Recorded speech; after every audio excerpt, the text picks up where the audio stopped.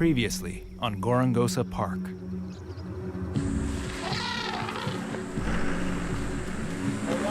Hold on.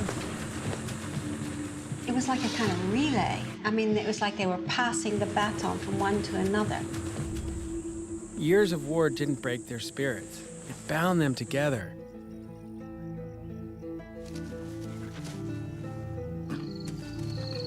Listen, this pride is the future of lions in Gorongosa.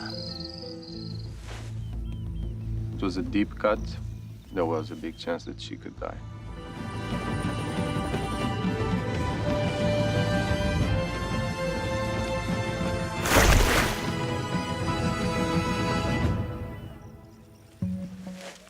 For months now, I've been following the recovery of the lion population in Gorongosa. Rui, the park vet, plays a huge part in that effort. He's been keeping tabs on each pride he finds through GPS collars. This way, if a lion gets caught in a poacher's trap, he has a chance of rescuing it. This is Helena. She and her sister have 5 cubs by a tough male named MO2.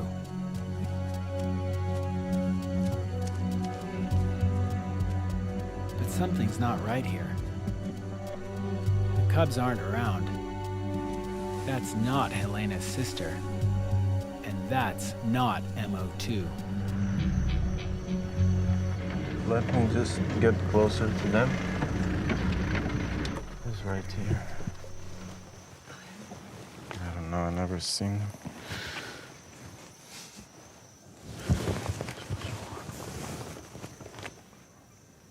This is not being easy for me, never seeing these lions before.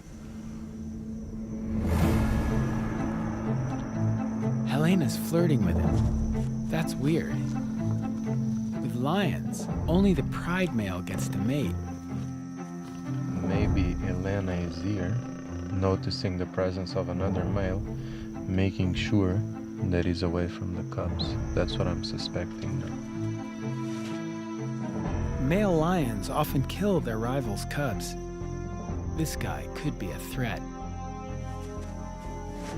Helena backs away, but the other female seems game. Rui needs to know this new male. He could wreak havoc on Gorongosa's lion kingdom.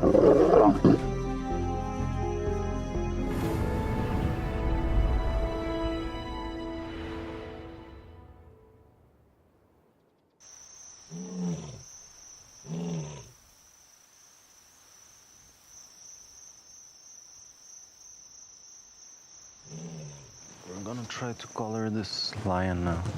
But let's see. Not sure yet. Rui needs to get a GPS collar on this new male to track his movements. It's for the lion's protection.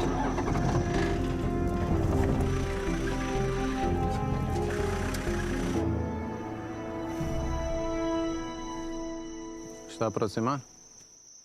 Ranger and Jinga is Rui's only backup.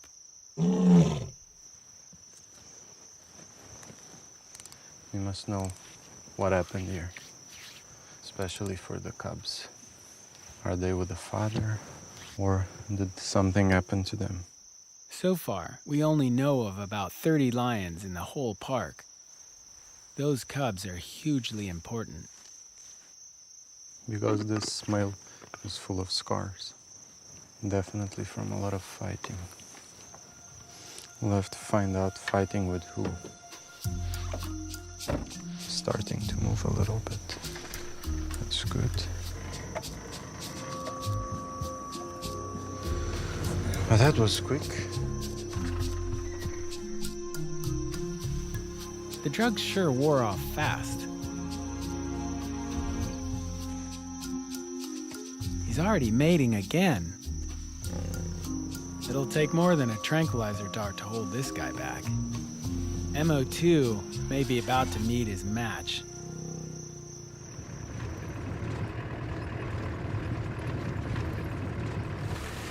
Well, I've got now GPS coordinates for him.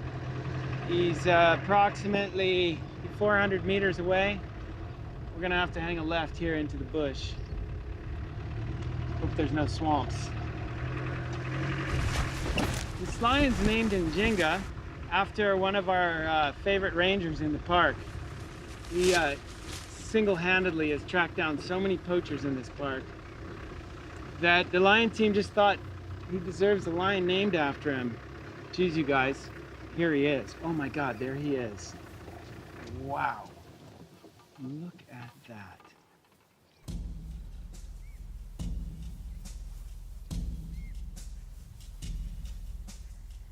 He's with Helena's sister now, and her cubs aren't here either. This guy isn't just passing through. He's a real threat. He is a scrapper and a fighter. His face is all ripped up. And he's just a badass. He is a serious badass. He makes MO2 look like a house cat. You know, he's the kind of guy who's got tons of confidence. He's just such a beautiful animal.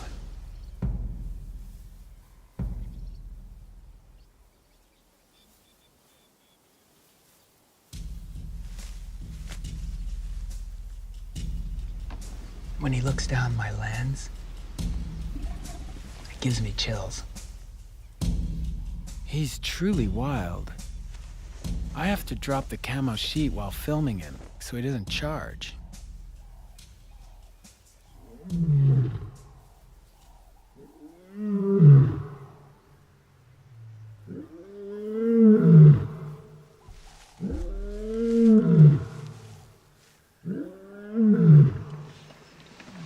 The power of that roar is just crazy. It sends shivers up and down your spine. The sound is so loud you can hear it echoing off all the foliage around here. That's definitely one of my most favorite of all time sounds. To listen to the lions roaring at that close distance. I just wish everybody in the world could experience that.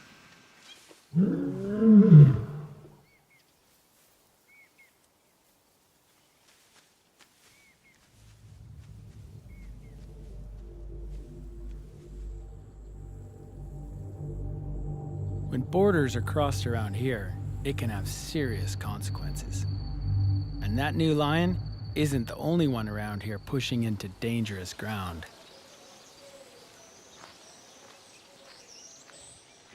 I just heard that some elephants have walked outside of the park and they're in some farmers' fields. Pedro, We are in hurry. you want me here? Yes. Anything you can communicate. Bon dia. Yes, danger. Be communicating in here. Okay.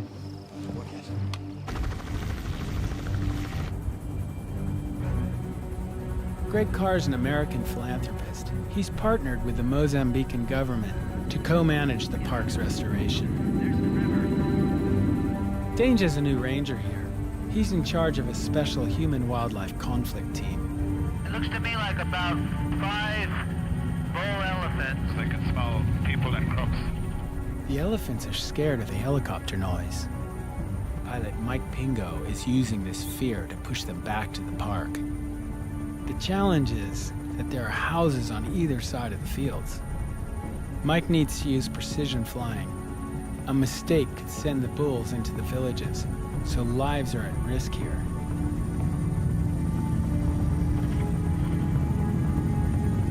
There we go. So now what we do is we back off a bit. Let them just walk. They're making progress. Now they're really going. The elephants are back in the park where they belong. The people are probably much more relaxed now.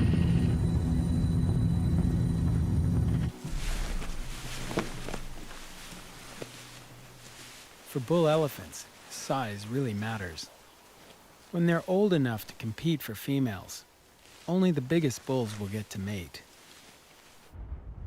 Farms give them easy access to lots of protein in a concentrated area, so crop-rating bulls grow faster. And right now, it's peak corn season. Today's helicopter chase only buys the villagers a few hours. These bulls will be right back tonight.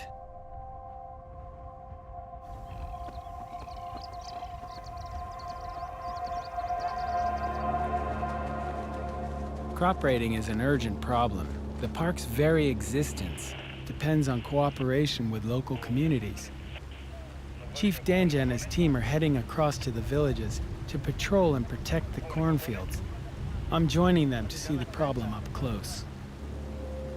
We head out onto the Pungwe River.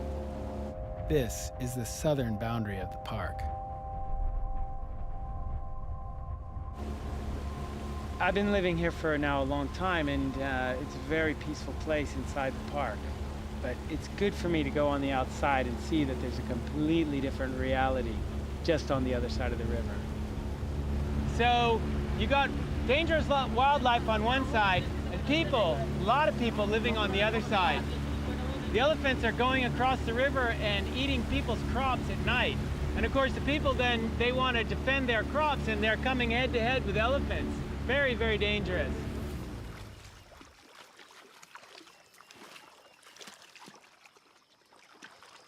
We're running late, and it's already turning dark, and we really don't know what we're getting into.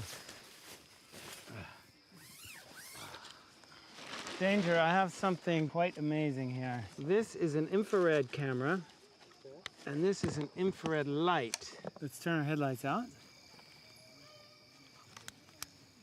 And look, there's total darkness. Yeah. Now I'm gonna shine the light, and you see everything. Wow.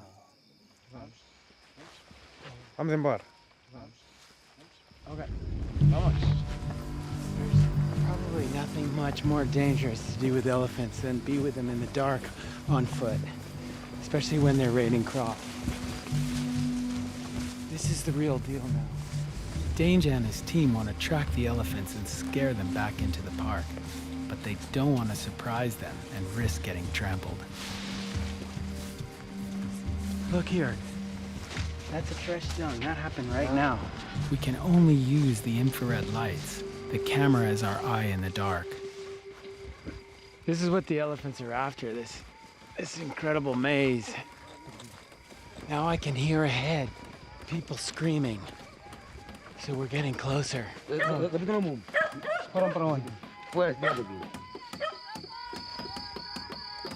can hear the drumming over here.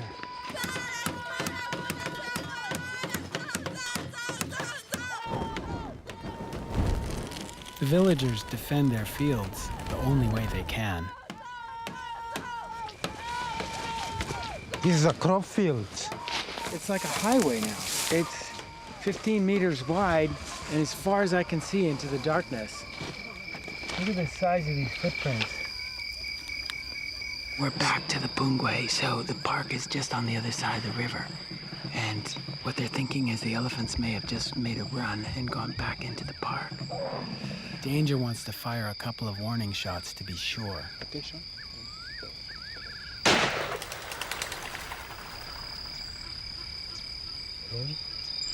Dos, tres.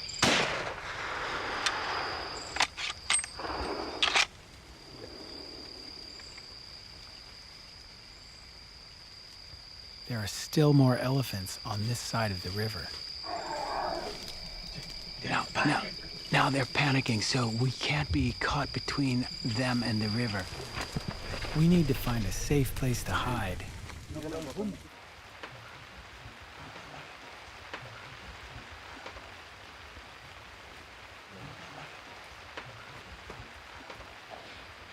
I can't believe the situation I find myself in right now. Other elephants are coming running back, and it's not safe for us to be along the edge of the river, and we can't get back to our base. So we were invited into this church, which is absolutely incredible.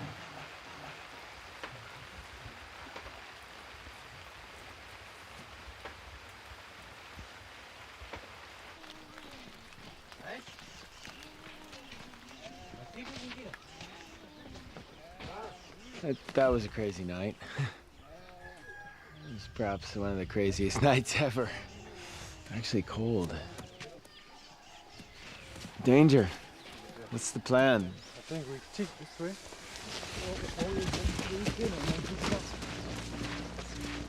There was some elephants standing here for a long time eating. Isn't that incredible? It doesn't take them any time at all to consume an acre of corn. Somebody's going to be very upset about this when they find it this morning. This is my land. It's your own field. Wow. How long will it take to grow again? It took 1 year for the crops to grow. Ranger Sereno was so busy all night protecting the villages, he couldn't protect his own field.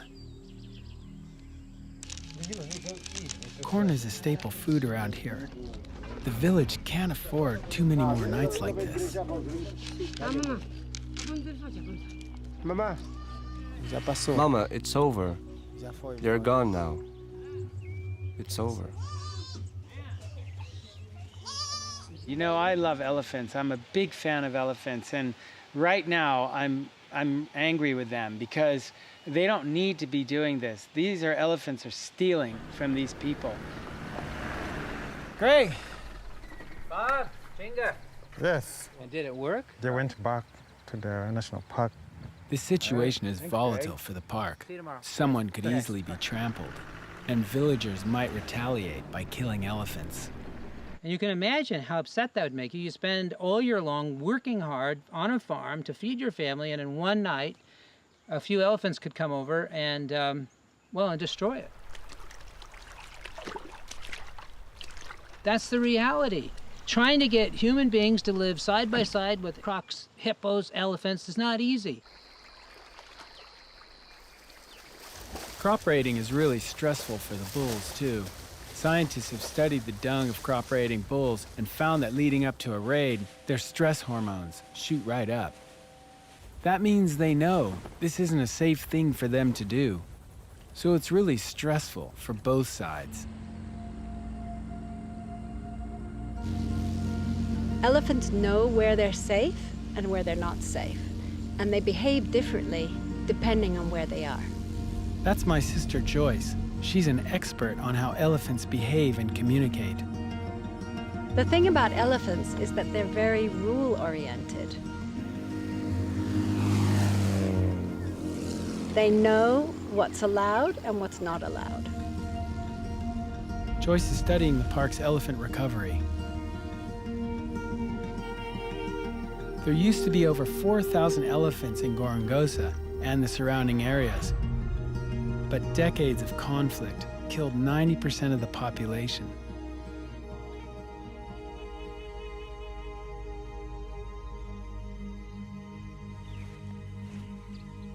The elephants here haven't felt safe and secure for a long time.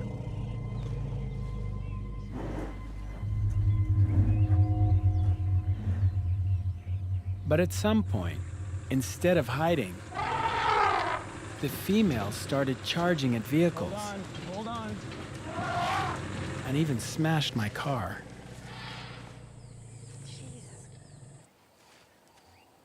But other times, they completely ignore us, and we don't know why. It's like a puzzle, you know, just piecing together all this stuff. We've always assumed that the Gorongosa elephants charge because of trauma from the war. Now, what do you think now?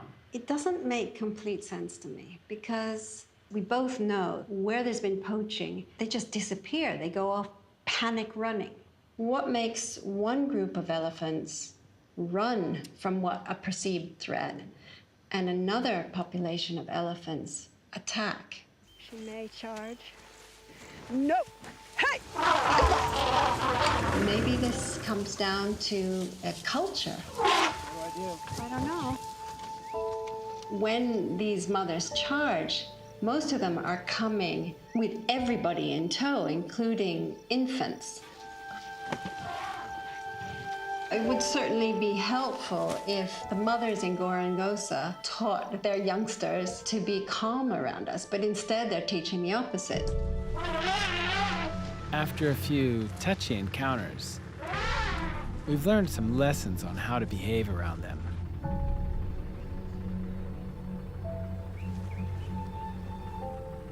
Our approach has been to stay much further away from them turn off the vehicle as soon as I saw them responding to our approach. If you just sit there and hold your ground, you're more likely to be okay. The trouble is, elephants are big.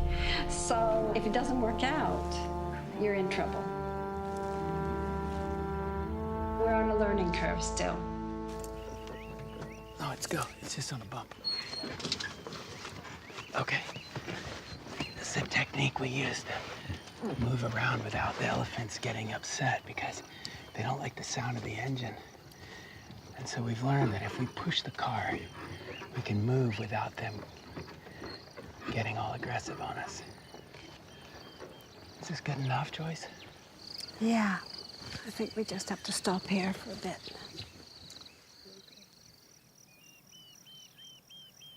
Petter is Joyce's husband and research partner. Montino is learning to document elephant sightings. Oh, man. We were over 400 yards away, but here they come. Gotta be ready to go here. They're splitting up to surround us. I need to have a way out.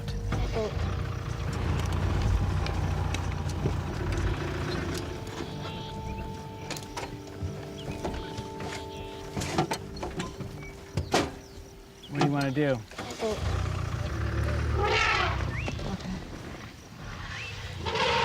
This is scary, but it's also fascinating. They have us surrounded. Those are the two females that lead this family. Each leader in this group seems to be controlling their own unit.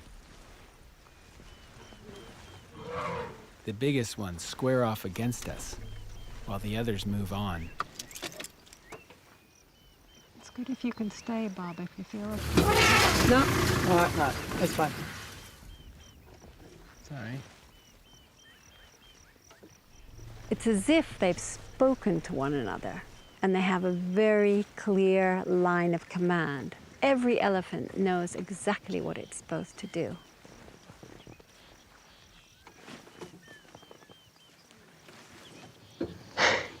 They are formidable.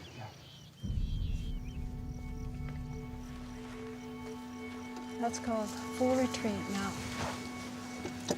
So these two lead females in this family, how did they coordinate it? That's the question.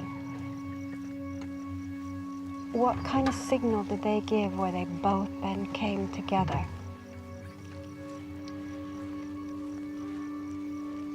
That was something. That was really something. A group advance and a rear guard and a full retreat. Yeah. This is a team. This is like an army. They just surrounded us. It was an ambush. Fighters.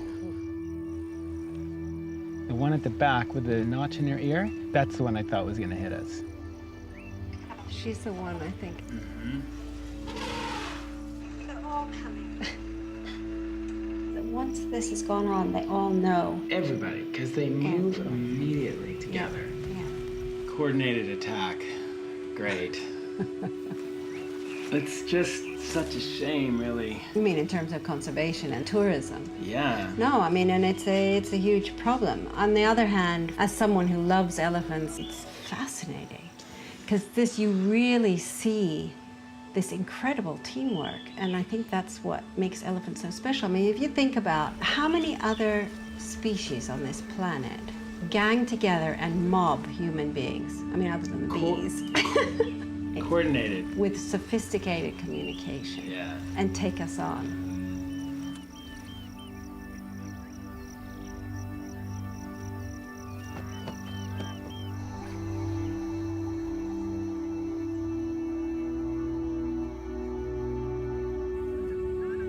In the wild, military maneuvers take many shapes.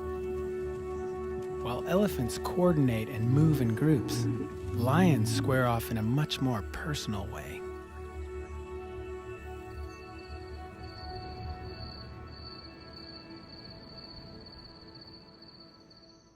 Paula Boulay is the lead scientist on the Gorongosa Lion Project.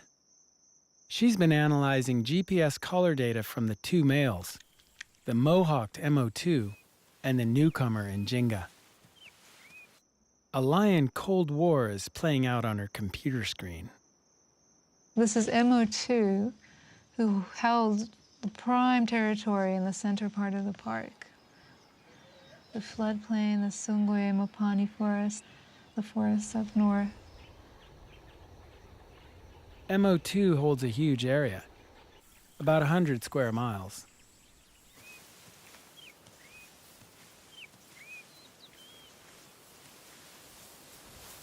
MO2 has got a big territory, and then boom, you have Njinga arriving. It just pops out of nowhere.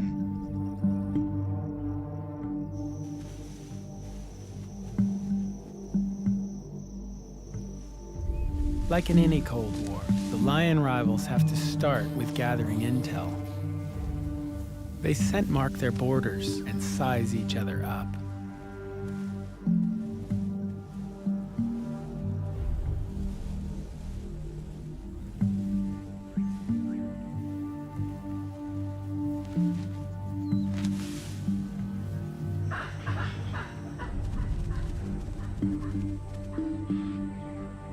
Whenever Njinga moves towards MO2, they sort of do this dance. They never come closer than about 1 kilometer, and they'll hang out for a day, maybe less, and then MO2 buggers off.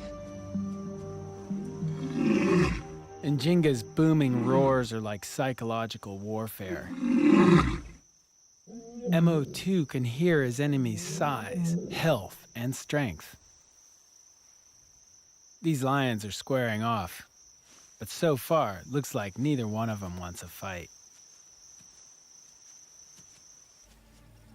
These battles for domination have been around since the first lion's roar. And this one has a double agent. Helena, the young lioness. She's forced to play both sides to protect her cubs from execution by the new male. Her GPS data tells us that she's been with Njinga for days, but her cubs haven't been with her. That's Jeff. He's known Helena since she was born. All right, we just found her. Njinga could easily kill the cubs to force her back into heat, so she might have kept them hidden from him. I've never seen her in this area before. So that might mean something that she tried to get away from the males. That's great. I can see 1, 2, 3 cubs. 2 females, 1 male.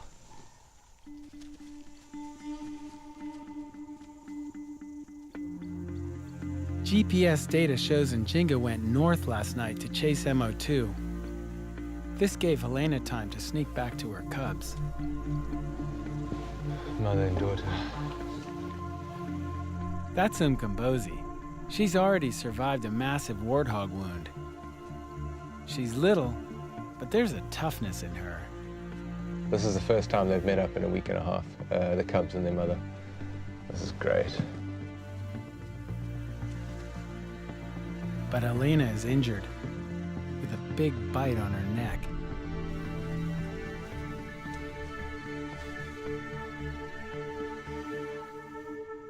It's a deep bite wound. Could have been from when the new male that's come in went for the cubs. Njinga is twice her age, but she has to fight to protect her young. I don't see any other reason why she'd have a bite mark on her shoulder. And there's a few cuts on her paws, which basically, it makes it look like she was defending herself.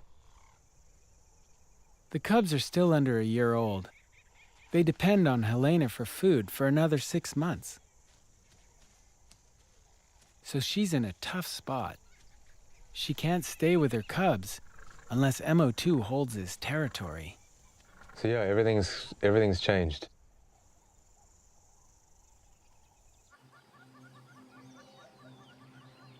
The park itself is also caught between 2 strong rivals. Tensions have been rising again between the ruling government and the opposition party, Renamo. But this time, it looks more serious. I've been nervous this past week. We have seen soldiers on the roads near the park. Government forces are building up around Mount Gorongosa, where Renamo was returned to their old Civil War base, just 25 miles from park headquarters. If armed conflict breaks out anywhere in this country this year, that will set us back.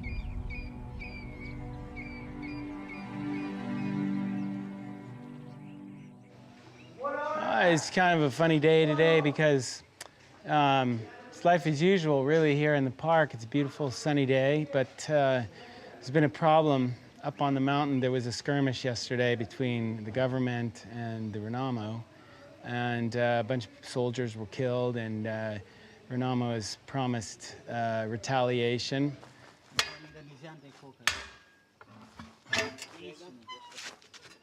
It's sad to think that, you know, if this thing blows up again, that all this could go away.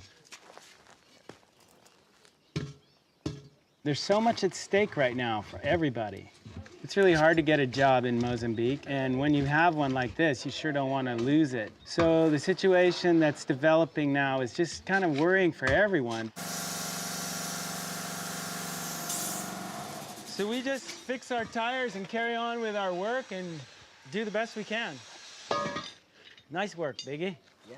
Thank you.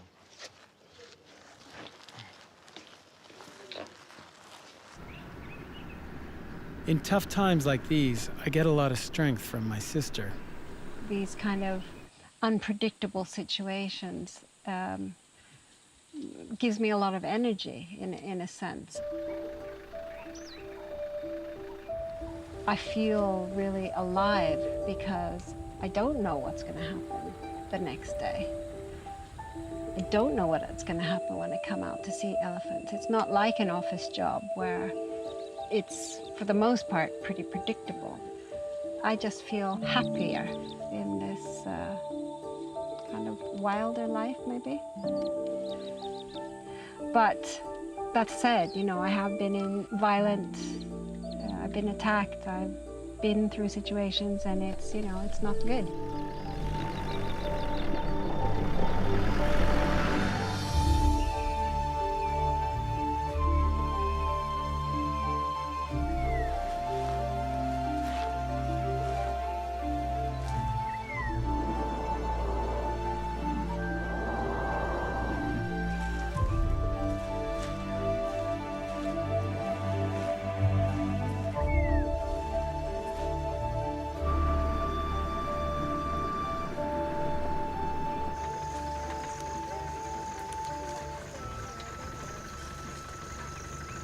This is good for me.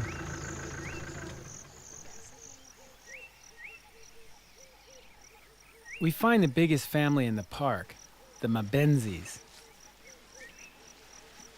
If female elephants are military leaders, Provocadora is a 4-star general. She's easy to spot with that crumpled ear. She sets the rules in the family. Mwananzo and Valente are in charge of enforcing the rules. Hey, you guys. This is Provocadora and Mwananzo. These are the elephants that chased us for 2.5 minutes. It's remarkable that we're able to get such peaceful encounters with them right now, but just be aware. Copy that, thanks. We make sure to keep the 2 cars out in the open where they can see us, and downwind where we won't bother them. As we drove up, part of the group, I think with Mwananzo and Co, were moving away. But as soon as we stopped the car, they've gone back to what they're doing. This is great. We get to watch elephants in their natural state. The old matriarchs, the young adult mothers, the teenage males and the babies, all together. This is how elephants live most of the time. They all know that we're here, but the wind is in our favor. It's not blowing our horrible smell toward them. I don't think we should prejudge the situation, though. After a great half hour, they decide to move on. They're about to cross our vehicle track. What? But something's wrong. They're sniffing our track and then looking at us. That is amazing. Mwanamzo's daughter is not happy with my tire tracks. Heads high. Now she's gonna back away. And they're taking the babies away. The young mom needs marching orders, so she asks for help. Interesting. We drove past there half an hour ago.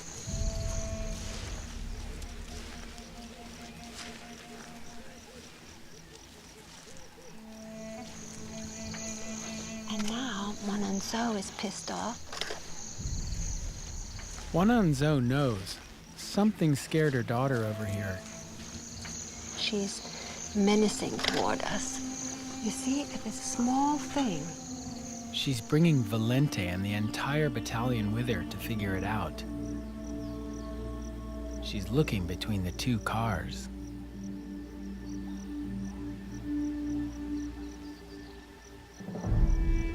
The two enforcers will decide whether or not to charge us. At this distance, we'd never get away fast enough. Turning back and forth, they got all the babies with them. Valente, hold steady, everybody, please. Hold steady.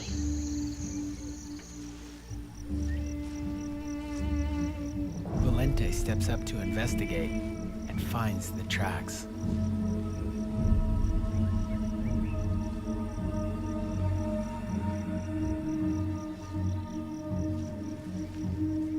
She doesn't like them. And her daughter gets a fright. They don't like that track.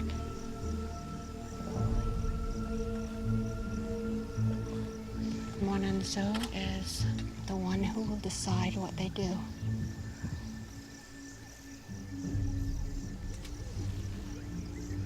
She can tell the track is mine. Mwanamzo is not amused.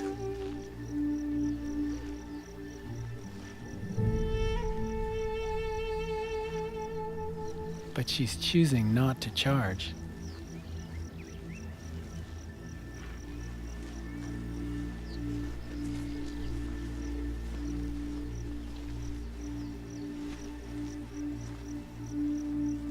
That last turn told us to stay put.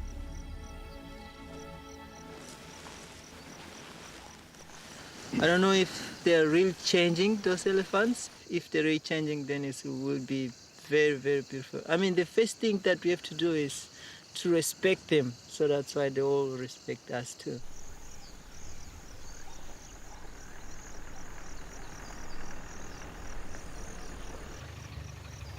Each time I come to Gorongosa, I see elephants doing something I've never seen them do before. And as a scientist, that's just really exciting. What was really fascinating about that tire track incident was that they knew we were there and they were quite relaxed, but it only became a problem when that young mother got worried about it and went to get help. And it was as if they were confronted by our presence all over again. It just shows that the matriarchs are concerned not only about the physical well-being of their offspring, but also about their emotional well-being. So when she saw her daughter was upset, she had to intervene. Whether elephant or human, the best leaders always know when to step in. Some problems can only be solved in person.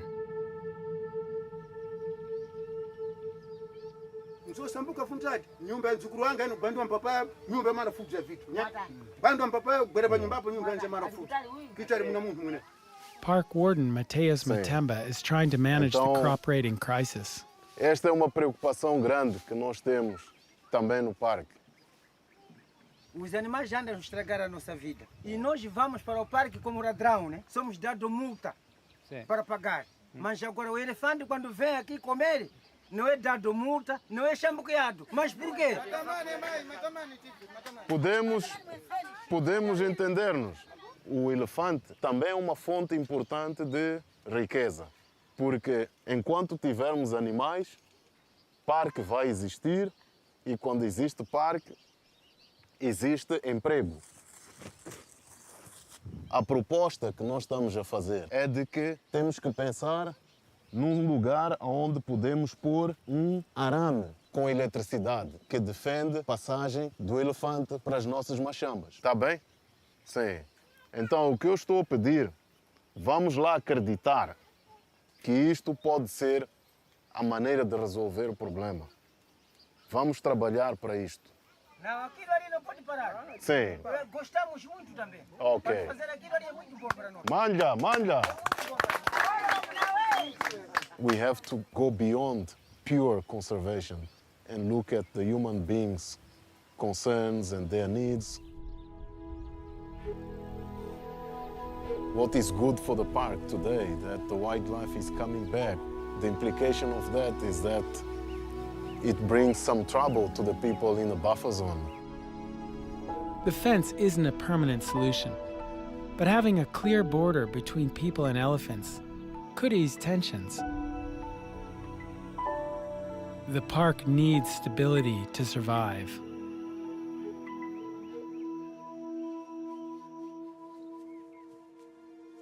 Back on the floodplain, the lion Cold War is over. Njinga has taken MO2's land and his females.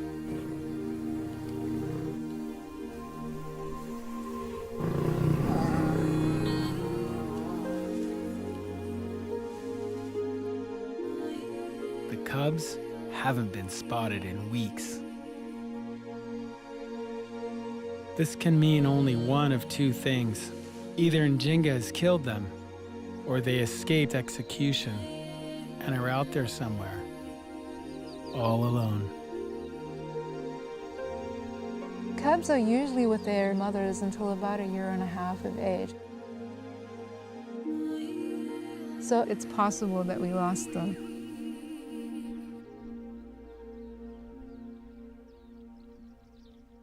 I really love those cubs, but I have to keep an eye on the big picture. And so here you have a male who's doing quite well, and another male comes in who's, perhaps he's better, perhaps he's stronger, perhaps his cubs are gonna have a better chance of surviving.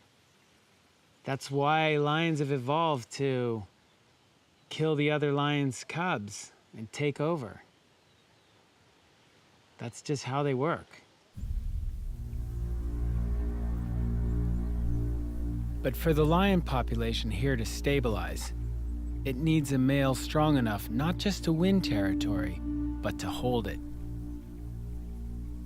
That means defending land long enough for cubs to grow up into adult coalitions.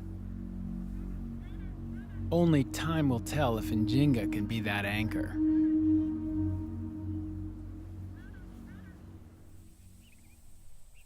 And MO2 seems to have moved on from the contest for now and taken up with a couple of young females down in the south of the park. Maybe there's a lesson there. MO2 doesn't wallow in defeat. He lives completely in the present.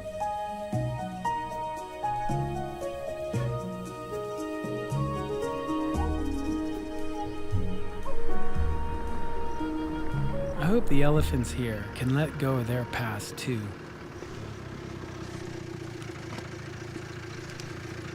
Ah, perfect. Yeah? Now I get to shoot. Okay. Stop getting some movement in there. But for today, we're incredibly lucky. Here he comes out. Because we get an audience with the biggest bull in Gorongosa. He's so impressive. Greg, we have male number 1, an amazing animal. Notice he's probably twice the weight of most of the females. He's the oldest and largest bull in the park, Joyce named him after the highest peak on Mount Gorongosa, Gogogo. I suppose because he was so big, I wanted to give him a cool number, so he's male number 1.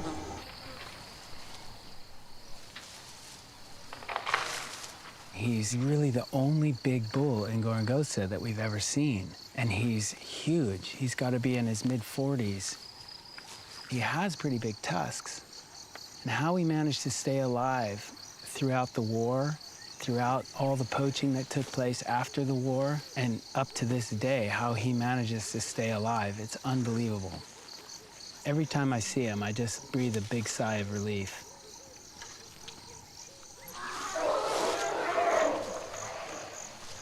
He's pushing the others away. Yeah, well, he pushes the males away, but not the females. He'll let the females eat. It's kind of a strategy of theirs to attract females and I suppose be in their good graces. And the females just love that. That's like chocolate mousse or something. So they would come running in, I mean, sometimes showing up like a half an hour later. So the sound of the tree cracking would carry long distances. In all my years of coming here, I've never seen so many elephants in one place. There are over 100 of them. It's like a clan reunion. That's probably why Gogogos come back. Big groups like this attract males ready to mate. He is testing females. He's looking for a female in estrus. They give what we call a female chorus. It's a special communication, basically saying, oh, you're so fantastic. We're just really so impressed with you. It's kind of like flirting.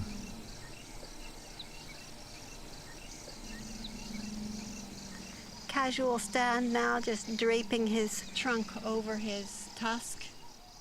I love it when the big males cross their back legs like that. Gogogo is the biggest of only 4 breeding-age males in the park. Joyce thinks he's probably sired around half the juvenile elephants in the park. That just goes to show you how precious these older bulls are.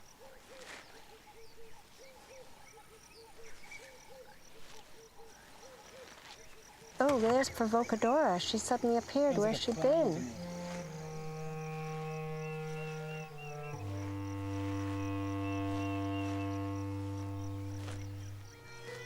Provocadora pulls her fighters together. She's got her head very high and looking down over us. Beautiful. She's twisting her trunk, which means that she's thinking about what to do.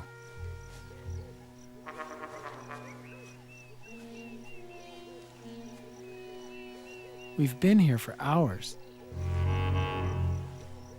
What did we do wrong?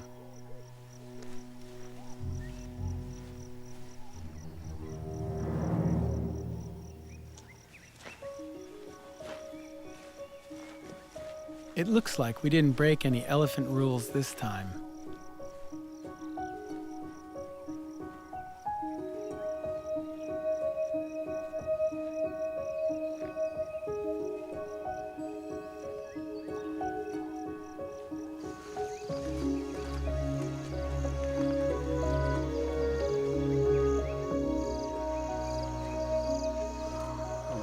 Oh, wait. Oh, man, a whole palm tree over. Well done, you. This is too funny. This is crazy. Are all sniffing in that direction to see whether it's worth coming all the way back for it. We're directly between where they are and where they want to be.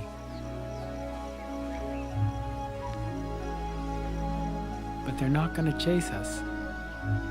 So now these guys are going to make it all the way around us. This is just great.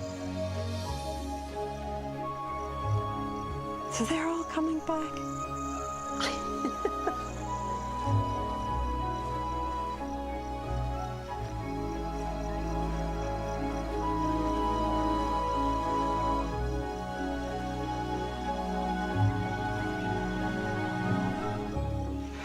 I just have to say that they must be getting used to us.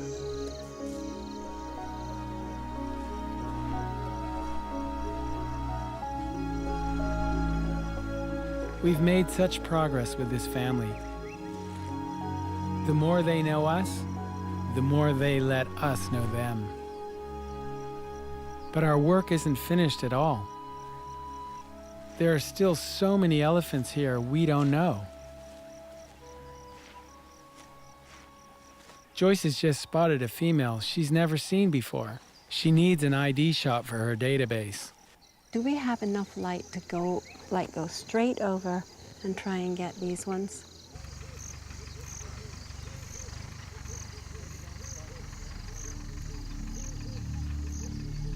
She's coming seriously. Go, Petter. Go faster, go faster, go faster. Go, Petter. Christ, she's gonna hit the Go.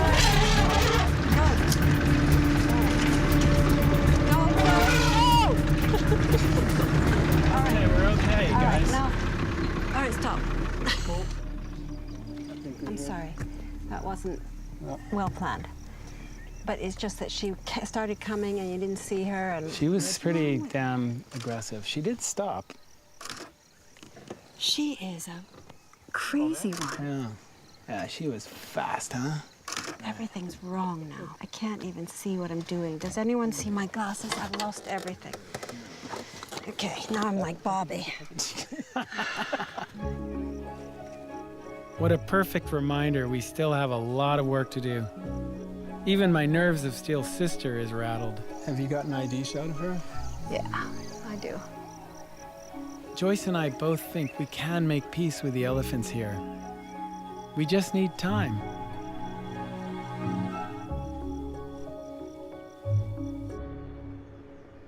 But it looks like our time may have run out. We've just heard something major happen today on Mount Gorongosa, just 25 miles from park headquarters.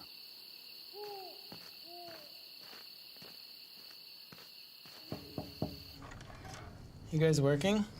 Said raid ends Mozambique peace accord. Well, that's not a good thing right there. No. So they say that Mozambique's opposition Renamo movement has ended the peace accord after government forces attacked the jungle base of its leader. Peace is over in the country, quote. Somewhere between 1,000 and 2,000 people just suddenly got unleashed into the wilderness. This is a serious discussion if we should think about leaving Mali. Caught between charging elephants and Renamo. Ambush alley. I mean, nobody seems to think this country's gonna fall into all-out war. I just think that it could be a particularly vulnerable time right now. From a more overall perspective, this is not the place to be. No. I'll just take my car and drive down. You would? I would, yeah. No one wants to be walking distance from the war.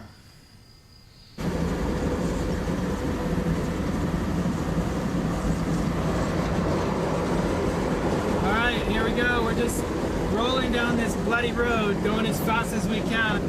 Once we got to where the convoy was supposed to be, leaving at 3 o'clock, they'd left already an hour early, but we were only about 7 minutes behind the convoy. So we decided that we would give it a go, and there's no traffic on this road. Not feeling very good, I gotta tell you. It's just a little bit of a white knuckle drive here. But I think we're doing the right thing, and we got about, I don't know, probably 90 kilometers to go on this section, which is the bad area. So that's all I'm gonna say right now, and yeah, just gonna keep my heads up.